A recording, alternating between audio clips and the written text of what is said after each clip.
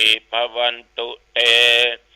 ภวตุสัพพมังคลังรักขันตุสัพพเทวตา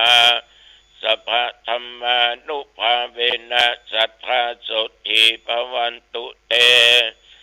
ภวตุสัพพมังคลังรักขันตุสัพพเทวตาสัพพสังฆานุภาเวนะสัทธาโสติภวันตุเตด้วยบทสวดมนต์อันศักดิ์สิทธิ์และวาจาที่เป็นสัจจะนี้ขอถวายพระพร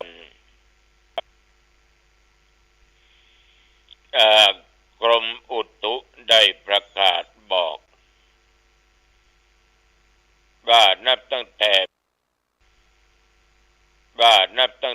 เมื่อตะวันวานะมาถึงปัจจุบันบัดเดี๋ยวนี้แถวบริเวณวัดหนองตองและใกล้เคียงใต้เหนือตกออกแต่ว่านี้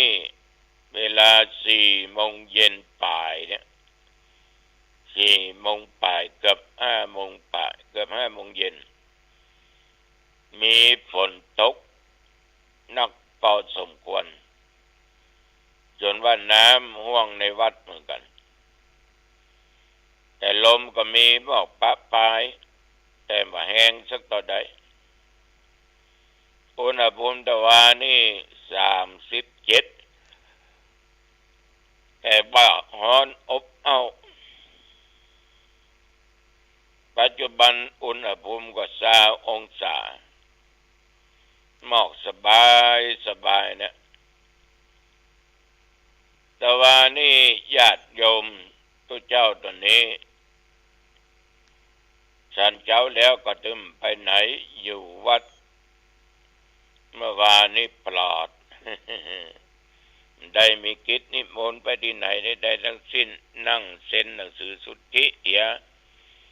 นั่งอัดธรรมเหียจนถึงเวลาฉันเพลก็ไม่ได้ไปไหนฉันเพลแล้วบ่ายมาก็ออกไปดูศาลาที่แปลงกุฏิที่สถานศึกษาธรรมปฏิบัติธรรมที่นอกหลังที่แม่สายทองหรือแม่อุตสาเย็นใจกับลูกเต้าแปลงนั้นยังอีก5%เรียบร้อยนะเรียบร้อยติดประตูหน้าต่างหมดละแล้วอีกหลังที่กำลังสร้างขึ้นมาใหม่กำลังมุงหลังคาอยู่นะก็คิดว่าประมาณ10 วันนี้ก็คงจะเสร็จหลังนั้นแล้วก็ทัศลาว่างตั้งจากเก็บลำไยอย่างเสร็จก็คงจะแปลงขึ้นสักหลังหนึ่งพร้อมกับห้องน้ำห้องท่าห้องอาบนะก็ไปอยู่งั้นดูศาลาชี้แนะทำอย่างนั้นทำอย่างนี้พอดีก็มีกัลยาณมิตรกัลยาณธรรมเดินทางมาจากอำเภอหางดงมีแม่อายมีจังหวัดตั้งใต้มีก็เป็นผู้รักชาติศาสตร์กษัตริย์มาเยี่ยมมาใจหามาอู้มาจ่าอย่างฮึฟังขอบใจนักขอบใจหลายๆแต่ว่านี่ถึงเวลาก็ส่งน้ำก็อยู่วัดไปไหนตราบเท่าทุกวันนี้วันนี้วันที่12 เดือนกรกฎาคมพุทธศักราช2567งานปล่อยหลวงของหงยา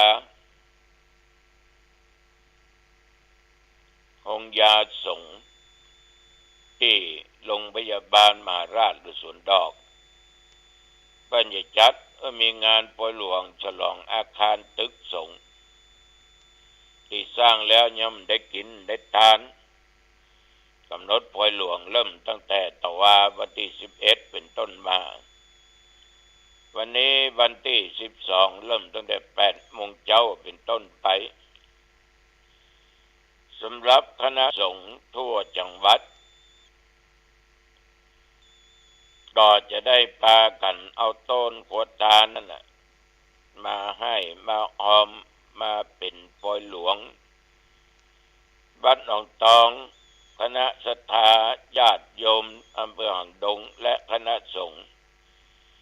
บอกว่าตำบลบ้านปงตำบลหนองควาย1 2ตำบลบ้านแหว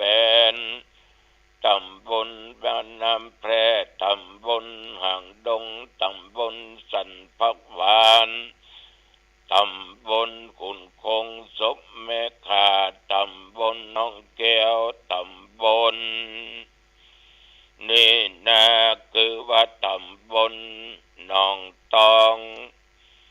ก็จะได้พากันนำขัวกินขัวตาลเป็นต้นขัวตาลแห่ตะตึงนงตกต้งตกทงมีตึงฟ้อนลำฟ้อนเล็บจะพากันไปกินไปตาในวันนี้เวลาบ่าย3 โมงจะแห่ต้นขัวตาลสมเปิงกวนเป็นปัวหลวงเดิดเล่าวันนี้จะแห่กันไปอำเภอหางดงนะพร้อมกันสัก2 โมงปลายเนอะที่ประตูเข้าไปทางตึกส่งนะเอาก็รถจอดที่บักตูเจ้าหน้าที่เพิ่งก็จะเอารถไปจอดไว้ที่ใดที่หนึ่ง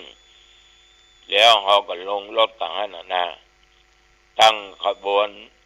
นำโดยขบวนตุเจ้าต้นขวดตาลเนาะตะตึงนงตกต้งตกโถงได้จังฟ้อนและศรัทธามันส่งกับเป็นปอยหลวงเหี่ยกำเนาะอันนี้ก็จึงขอเจริญพร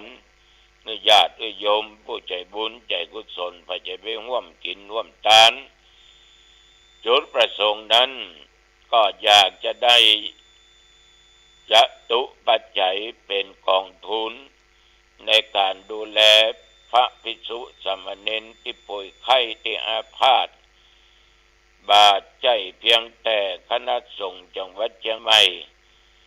จังหวัดลำพูนแม่อ่องสอนเปียวเจียงไฮ้พะเยาแป่น่านหลายที่หลายทางลำปางก็มาภาคอีสานก็มาภาคกลางภาคใต้ก็มา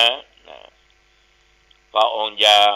คณะสงฆ์เนี่ยโรงพยาบาลสงฆ์ตึกสงฆ์เนี่ยเพิ่นแต่งจัดดีนะอันนี้โยมบุคคลใด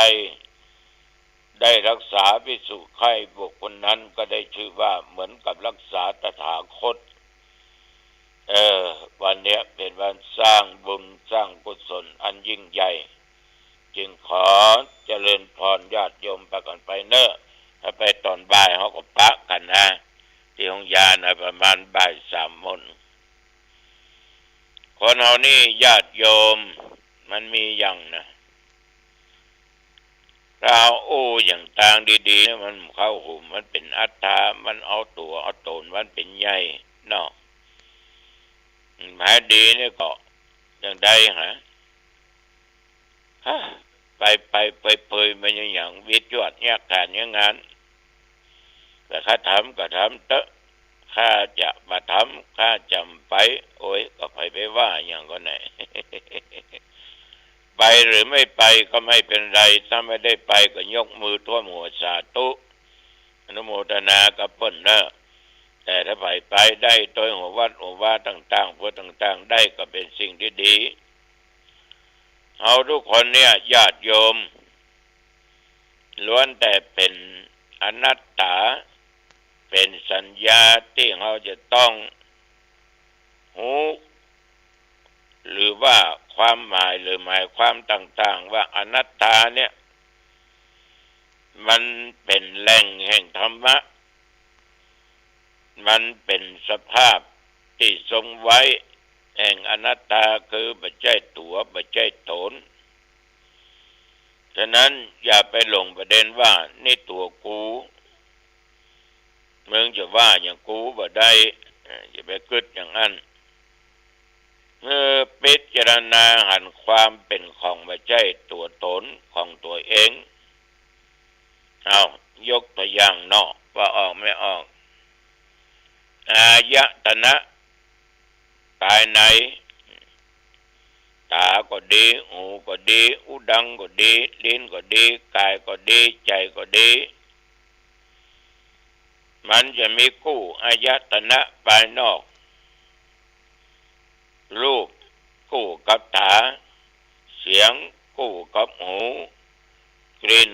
กู้กับอุดัง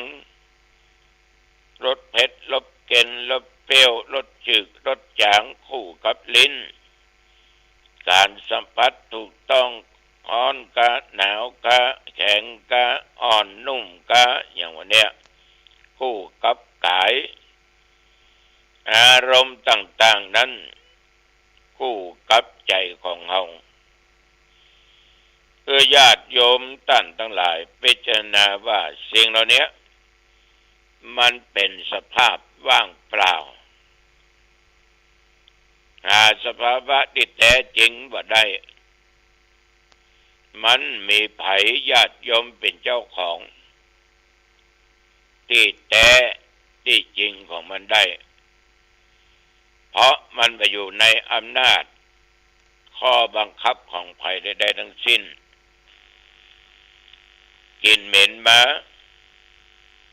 เข้าดังละมันต้องเหม็น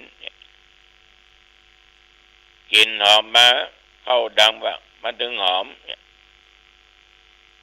ญาติโยมมันบังคับมาได้ในสิ่งเหล่านี้เพราะมันบัจจัยเป็นอัตตาบัจจัยเป็นตัวเป็นตนบัจจัยเป็นมึงบัจจัยเป็นกูมันบัจเที่ยงแต่แน่นอนสภาวะของสังขารมันก็มีการเปลี่ยนแปลงไปทุกขณะทุกเวลา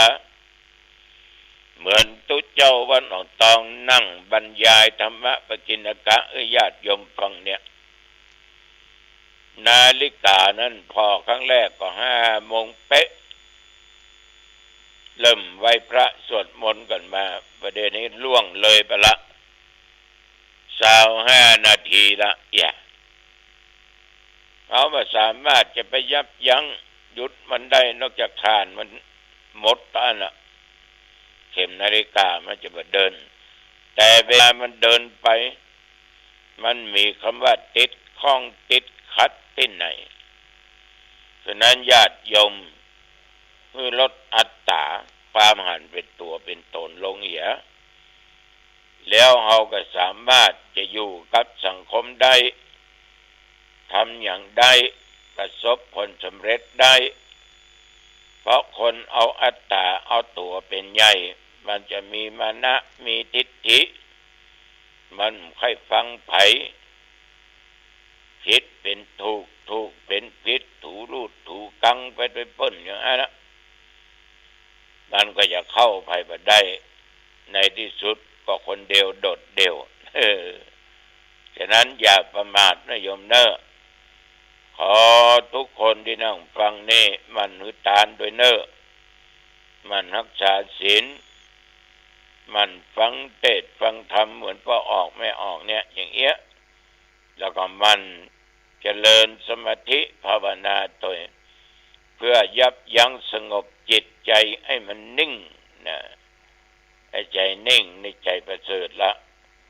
อันนี้ตัวเจ้าตนนี้ฝากไว้เนอะอายุวันโนสุขังพลังเอาพบกันใหม่เนาะโอกาสหน้า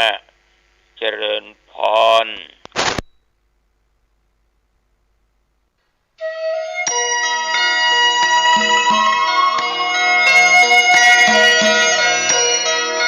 วันนี้ผมกเกษตร